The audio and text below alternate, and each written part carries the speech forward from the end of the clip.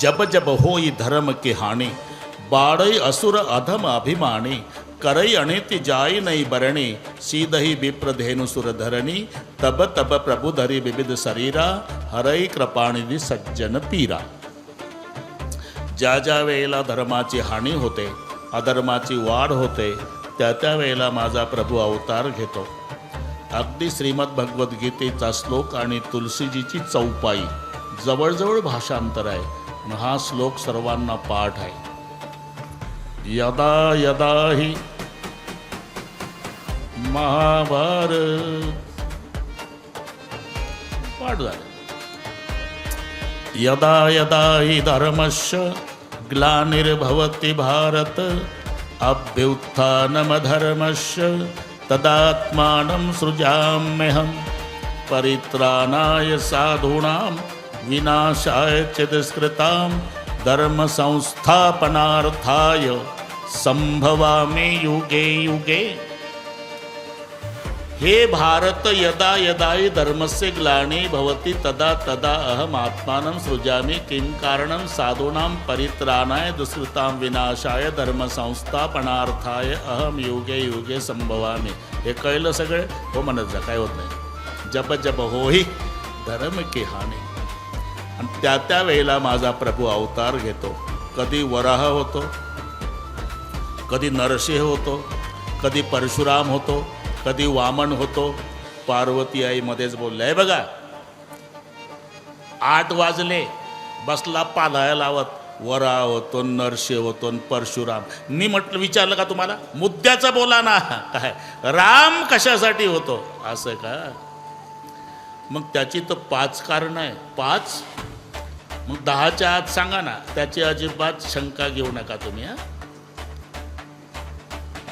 मग राम जन्माची 5 कारण भगवान शिवजी माता पार्वती आईला सांगतायत. पार्वते, जय विजय हे द्वारपाल सनत कुमार हे महात्मे प्रभू दर्शनाकरता जात असताना जय विजयाने अडवलं. कहा जा रहे?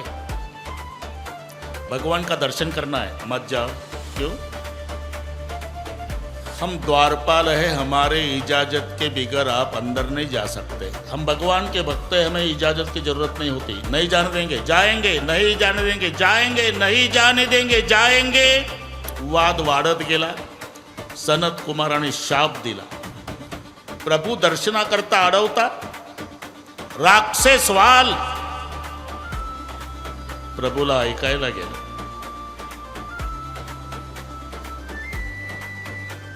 काय केलं? हे त्यांना उशाप द्या. उशाप, जर तुमचं भजन केलं तर 7 जन्मात मुक्त होतील, आणि विरोध केला तर 3 जन्मात. देवाने विचारलं, जय विजय तुम्हाला काय मान्य आहे? जय विजयाने एकमेकाकडे पाहिलं.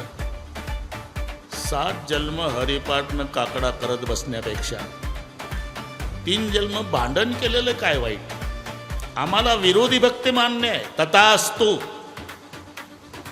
तेच 3 जन्म राक्षस झाले. पार्वते, पहिला हिरण्यकश्यपू हिरण्याक्ष, दुसरा रावण कुंभकर्ण, आणि तिसरा जन्म वक्रदंत शिशुपाल. ही जी मधली जोडी आहे ना रावण कुंभकर्णाची, ती मारण्यासाठी माझ्या रामाचा अवतार एक कारण.